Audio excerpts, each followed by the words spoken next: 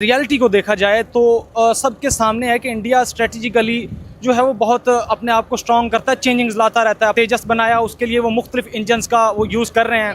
वो उन्होंने जो है वो मुख्तलिफ मिशंस भेजे, मरीख पे गए वो, या चांद पे जाने के उन्होंने मुख्तलिफ मिशंस किए।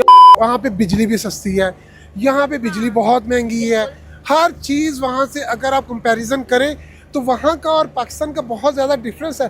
ठीक है। उन्होंने अपनी एजुकेशन सिस्टम, अपनी इंटरनल इंडस्ट्री को फोकस किया है सिंस 80s। ठीक है।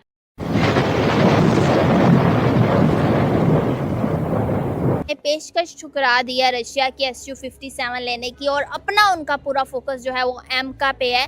तो एज अ पाकिस्तानी आपका क्या ओपिनियन है, आप इस अप्रोच को कैसे देखते हैं? मेरा ख्याल है कि जो भी उन्होंने बेहतर समझा अपने मुल्क के लिए और अपनी डिफेंस को बेहतर करने के लिए उन्होंने उसको फोकस किया और उसके मुताबिक प्लान किया। तो मेरा ख्याल है अगर उन्होंने रिजेक्ट कर दी है तो हो सकता है कि वो ये समझते हो कि जो दूसरा एस्पेक्ट है वो ज़्यादा बेहतर है। सर, आपको क्या लगता है कि अगर दूसरी कंट्रीज की भी बात की जाए तो ये चीज़ ज़रूरी है कि आप दूसरी कंट्रीज, चाहे वो आपका दोस्त ही क्यों ना, उस पर डिपेंडेंस कम करें और अपने ही कंट्री के अंदर इस तरह की चीज़ें बनाएं ताकि आपकी इकोनॉमी भी बूस्ट हो, बहुत सारे पैसे बच जाते हैं? नहीं, बिल्कुल, यस आई एग्री कि जो इंटरनल आपकी प्रोडक्शन है अगर वो होगी, आप ख़ुद उस चीज़ को बनाएंगे तो वो ज़्यादा बेहतर है। लेकिन ज़ाहिर है हर मुल्क हर चीज़ नहीं बना सकता, उसके लिए आपको ख़ाम माल या रॉ मटेरियल जिसको कहते हैं वो होना चाहिए, उसका इंफ्रास्ट्रक्चर पूरा होना चाहिए, उसके बाद ये भी होना चाहिए कि क्या वो कॉस्ट इफ़ेक्टिव है, does it make sense, technology, सारी चीज़ें। तो वही बात है कि आप पूरी दुनिया में देखें, आप अगर गौर करें तो हर जगह हर चीज़ नहीं बनती। ठीक है। तो लेकिन आई एग्री विद यू कि अगर ज़्यादा अपनी चीज़ें होंगी और ख़ुद इंटरनली वो प्रोड्यूस करेंगे, it will be better. Sir, ऐसा क्या फैक्टर है इंडिया के पास जो दूसरी डेवलपिंग कंट्रीज़ के पास नहीं, कि इंडिया जो है वो अपनी चीज़ें ख़ास तौर पे डिफेंस में अब बहुत ज़्यादा अपनी कंट्री के अंदर बनाने लग गया? आपने जैसे कोस्ट की बात की, आपको लगता है ये मेन चीज़ है या और बहुत सी चीज़ें हो सकती हैं? असल में जो इंडिया की जो प्रोग्रेस है, अगर अब थोड़ा सा उसको पीछे जिसको कहते हैं स्टेप बैक करके देखें तो उन्होंने अपनी एजुकेशन सिस्टम, अपनी इंटरनल इंडस्ट्री को फोकस किया है सिंस 80s। ठीक है।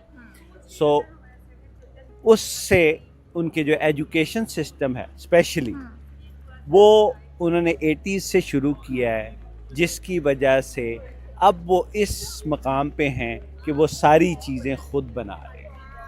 यानी कि उनकी गवर्नमेंट की जो अप्रोच है वो शुरू से ही इस साइड पे थी कि हमने मेड इन इंडिया करना। That is correct. और उससे यानी कि आप लेट 70s या अर्ली 80s से उन्होंने शुरू किया है, तो आज देख लें ऑलमोस्ट 40 साल हो गए हैं, तो इतनी देर में अब वो यहाँ पहुँचे। बिल्कुल। अच्छा सर, रशिया के ऑफर उन्होंने रिजेक्ट किया, आपको क्या लगता है कि उनका बेस्ट फ्रेंड है, अगर कोई और कंट्री होता तो वो थोड़ा सा हिचकिचाता कि कहीं इन्हें बुरा ना लग जाए, तो आपको लगता है कि मतलब इस चीज़ को आप कैसे देखते हैं कि अपने जो बेस्ट फ्रेंड कहा जाता है उनके ऑफर को रिजेक्ट करना?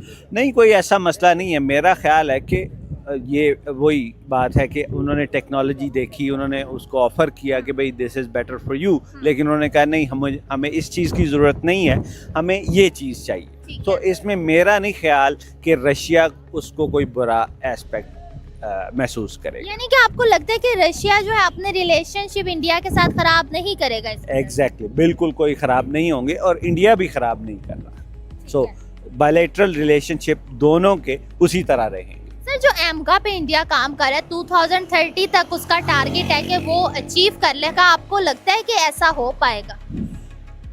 चाहे 2030 तक अचीव अगर करता है, अग्रेसिव है उनका स्केड्यूल जो भी है, लेकिन मेरा ख्याल है कि अगर वो नहीं भी करता, couple of years down the road भी चले जाते हैं या स्केड्यूल डिले होता है, एंड दैट्स ओके, क्योंकि बड़े प्रोजेक्ट्स में डिलेज हो सकते हैं। रशिया की ऑफर रिजेक्ट की, जेट्स की, और उनका पूरा फोकस अपनी कंट्री में जो है वो एमका बनाने पे है, फिर जनरेशन जेट है। एज अ पाकिस्तानी आप इस अप्रोच को कैसे देखते हैं? देखें जी, अच्छी बात है, वो तरक्की कर रहा है, इंडिया हमसे बहुत ज़्यादा तरक्की कर रहा है। ये पाकिस्तान को भी चाहिए कि इस तरीके की कोई इनिशियली स्टेजेस ये करने चाहिए, इनिशियली प्रोग्राम होने चाहिए। पाकिस्तान भी तरक्की कर रहा है इंशाल्लाह ताला, और करेगा इंशाल्लाह ताला। ठीक है भाई, ये थोड़ा सा पॉलिटिशियंस का कोई मसला चल रहे हैं आजकल, पाकिस्तान इश्यूज चल रहे हैं। देखें उनकी वहाँ पे प्रोटेस्ट हुआ, ये कॉकरोच के जो करवाया है, ठीक है, उन्होंने बहुत ज़बरदस्त प्रोटेस्ट किया है और उन्होंने अपना जो उनका मिशन था उन्होंने वो अचीव किया। ठीक है, पाकिस्तान में कुछ प्रॉब्लम्स हैं, यहाँ पे भी कुछ पॉलिटिशियंस अच्छे भी हैं और अजीब से भी हैं, जिसकी वजह से मुल्क उस तरीके से तरक्की नहीं कर रहा। होना चाहिए सबको, हमारी तो खुद भी ख्वाहिश है। इतनी दुनिया पाकिस्तान छोड़ के बाहर जा रही है, क्यों जा रही है? नहीं जाना चाहिए। पाकिस्तान में लोगों को, स्टूडेंट्स आजकल के देखें, इतना वीज़े लग रहे हैं, इतने लोग स्टूडेंट्स छोड़ के जा रहे हैं पाकिस्तान, क्यों जा रहे हैं? क्यों पाकिस्तान में इनको क्यों नहीं फैसिलिटेट किया जा रहा? तो ये होना चाहिए। आई थिंक वो अगर कर रहे हैं तो अच्छी बात है, उन्होंने कुछ सोचा है, कुछ अपने मुल्क के बारे में। हम भी पॉलिटिशियंस को सोचना चाहिए कि हमारी न्यू जनरेशन जो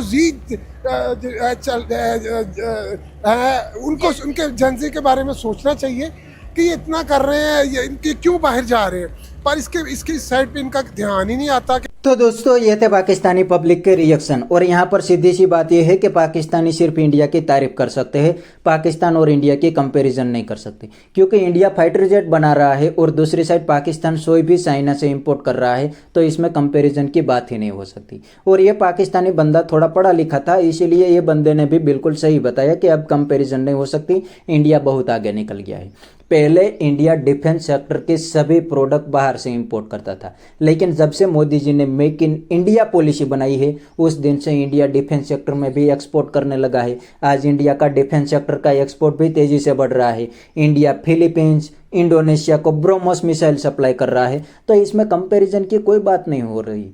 इंडिया का जितना आईटी सेक्टर का एक्सपोर्ट हो रहा है, उतना तो पूरे पाकिस्तान का एक्सपोर्ट नहीं हो रहा। मतलब इंडिया का आईटी सेक्टर का एक्सपोर्ट $200 बिलियन क्रॉस कर गया है, और दूसरी साइड पाकिस्तान का टोटल एक्सपोर्ट 30 बिलियन भी नहीं होगा, वो भी तेज़ी से हर साल नीचे जा रहा है। तो ये पाकिस्तानी बंदे की बात तो बिल्कुल सही थी कि भाई इंडिया ने पहले एजुकेशन पे काम किया, इसीलिए आज इंडिया को उसका रिजल्ट मिल रहा है। पाकिस्तान ने कभी एजुकेशन पे ही नहीं फोकस किया, तो पाकिस्तान कहाँ से मैन्युफैक्चरिंग हब बनेंगे। तो बस दोस्तों, आज के वीडियो में इतना ही। अगर आपको ये वीडियो पसंद आई है तो वीडियो को लाइक शेयर कर दीजिए और चैनल को सब्सक्राइब करना मत भूलिए। Thank you.